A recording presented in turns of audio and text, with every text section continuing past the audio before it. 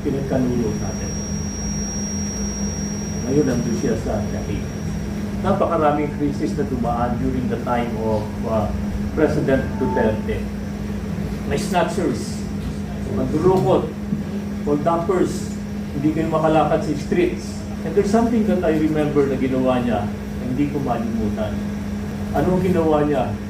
Tinawag niya lahat, barangay captains, the hospitals, our mga centers, yung mga security, armed forces, and Sir, ulitin ko ang Administrasyong Duterte ay hinarap ang iba't ibang krisis at mula po sa pagsabog ng Bulkang Taal at krisis sa Marawi hanggang sa pandemya ng COVID-19. Kung babalik-balikan natin, nakita natin kung gaano kalupit yung pandemyang nagdaan. At lahat po tayo ay naapektuhan, hindi lang po sa Pilipinas, kundi buong mundo.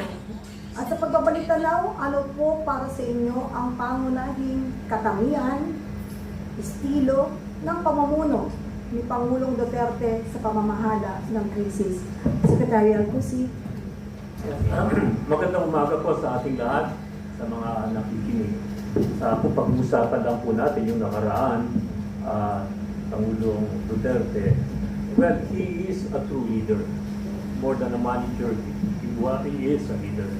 And he has shown it the way we carry our work. Alam niyo kung mga kwento lang, ang usapang ito, sinasabihan ako, actually, hindi dahil sa crisis, no? Pero pag-uusapan dapat yung mga trabaho na nangyari nakaraan ng panahon ni Pangulong Duterte. Natatandaan ko noon na pagsimula pa lang namin, when we were gathered and I was asked to lead the DOE together with all other secretaries. We were preparing pa, nag-prepare pa kami noon, May, I think end of May. Sinabi niya, unang guidelines sa amin, meeting kami lahat, sinabihan niya agad kami, yung magagara, his term was that yung magagara ninyong sasakyan, iparada na muna ninyo yan, itabi ninyo yan. Ang gusto kong gamitin ninyo lahat, pick up. Para sa ganon, pagka may mga tao sa kalsada na stranded dahil sa baha. And that was his term in 2016. May mga tao dahil sa baha, maisasakay ninyo. Makakatulong kayo. Ganon ang guidelines sa atin. Tapos ang kunya sa atin, sa amin noon is that basta sundin ninyo ang batas at walang korupsyon. Magkakasundo tayo. Ganun lang ang binili niya sa atin. Ngayon, sa pamumuno niya, what kind of a leader he was during that period, he's a very proactive, hands-on. Alam niyo, darating pa lang yung bagyo, sinasalubong na yun ang mga sekretaryo. Tatandaan ba ninyo, bagyo pa lang, naparating pa lang, may mga announcement pa lang, forecast pa lang, i-assign na niya kami, o ikaw, Tugade, sa Cagayan, ikaw dito, Benyo, ikaw, Pusi, dyan. Ganon ang naging po namin. Nakarating pa lang ang bagyo, sumasalubong na, sinasalubong na namin. Napakaraming krisis na dumaan during the time of President Duterte. Nandiyan yung COVID, pinakamalupit. No? Dahil talagang pinaiksi ang termino ng ating dating Pangulo sa pagtatrabaho dahil sa COVID. Maraming issue. Paano mo tutugunan ang mga sitwasyon noon dahil sa COVID? Aside sa pagputok ng bulkan, aside yung binomba yung Aramco sa Saudi Arabia that also caused fuel disruption supply, yung mga ganon, no? And marami talagang problema. Pagpasok pa lang niya, inilatag na niya ang programa. Ano ba magiging programa niya pag siya nahalal na Pangulo? Sinabi niya, droga, patipigilin niya ng 6 months. But he failed. He did not finish it in 6 months. But he continued this fight against drugs, corruption, terrorism, criminality, no? Tapos pag-address sa ekonomiya, yung pinangako niya, tinupad niya lahat. No? Kaya lang masakit doon pagdating doon sa pagsugpo sa droga, lahat halos pumapalakpak ng tao the way he was fighting drugs. Talagang napakahirap ng panahon na yun sa droga ng Pilipinas.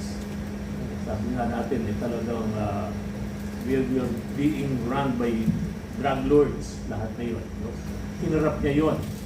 Ngayon ang nakakaawa, we crucified him pa. Pinagkanulo natin. Ngayon nandun siya sa dahig. Hinaharap niya. Hinaharap niya yung problema, kinugulo niya. He made the Philippines safer. Kaya mahal siya ng mga OFW dahil yung sinasabi, yung mga biktima ng mga pamilya, nabawasan niya. Natatandaan pa ninyo na pagkadati before the presidency of Duterte, may snatchers, magdurukot, hold-uppers, hindi kayo makalakad sa streets. Sino ang biktima? Yung mahihirap, yung mga ordinaryong Pilipino. Ano nangyari during the term of the President Duterte then? Nakakapaglakad na, nakakapag-cellphone, may mga kwintas sa mga tao, wala nang snatchers, wala nang nabawasan ng mga durukot. And there's something that I remember na ginawa niya, hindi ko malimutan. Kung may problema tayo dito sa Metro Manila, sa buong Pilipinas, yung mga parking, yung lahat halos ng streets, ginagawa natin parking. No? Dahil pagka tumas ka, sarado dahil naging basketball court. Ng parada dito, parking doon. Anong ginawa niya? Tinawag niya lahat, barangay captains. He wanted the streets to be cleared in 30 days. Sino panalo? Ang bayan. Yun ang gano'n ang pagiging leader. Pasensya na kayo kung medyo, sabi nga kung ikinikwento ko yung pamumuno na nyo, paano kami nagtrabaho. Ngayon, pupuntahan ko ang issue ng energy. I was appointed as an energy secretary.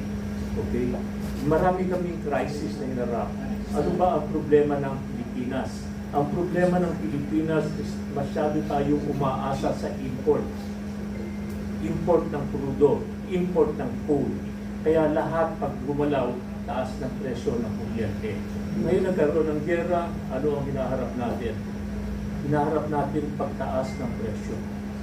Pagtaas ng presyo, ekonomiya natin ang apektado. Sino ang apektado? Mga ordinaryong Pilipino. Mula sa mga riders, fishermen, mga drivers, yung mga transport, lahat yan, tatamaan tayo. Ang ekonomiya natin, lahat shipping, logistics, masakit pag-uusapan yan. And mabuti na lang, sinabi nga po ni Pangulong BBM na meron tayong 60 days supply. Sana po may inventaryo talaga kung nandyan yung 60 days supply dahil nung panahon ko po, ang inventaryo po is 30 days. So kung nag-increase na po yun, magandang balita yun, magandang pananaw yun. No? Pero siyempre po, aside from presyo ng pagtaas, ang problema po natin dito is really yung pagdating ng supply, energy supply. So, what we need for our energy security is our reliability, our sustainability, and our affordability. Yan ang lahat pinaharap na problema ngayon. At sana nga, sabi natin, pagkadating sa presyo, hindi na bali mataas ang presyo basta may supply. So, ano ang ginawa namin during the time of President Duterte? Gumawa po tayo ng programa na ito po napaka-importante. Dahil kung 30 days lang ang supply natin, or 60 days supply, or 45 days supply, then what after? Kailangan po natin ang ating mga fuel para to power the hospitals, our mga centers, yung mga security, armed forces, and other things. Marami po, no?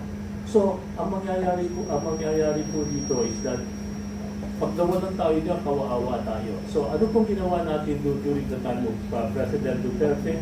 Yung really i-develop yung indigenous supply. Ano ba ang ibig sabihin ng indigenous supply? Yung local po sa atin. Hydro, geothermal, wind, and ito pong solar. Pero siyempre, hindi ganun kasimple yun. Maraming bagay na tayong pagtuunan dyan. And what was important that I can remember is that when we develop a program, yung Strategic Petroleum Reserve, we wanted the government to come up with a reserve, that it can be used and tapped during crisis like this for subsidy and to ensure economic continuity. Kaya lang po, hindi natapos yung Strategic Petroleum Reserve. Kasi po, ang energy po, para sa kaalaman ng lahat, nasa kamay lahat po yan ng private sector. Nasa negosyante na po yan. I would have wanted, that part of it is really under the hands of the government. Why? Because it is an essential matter that affects the life of everybody.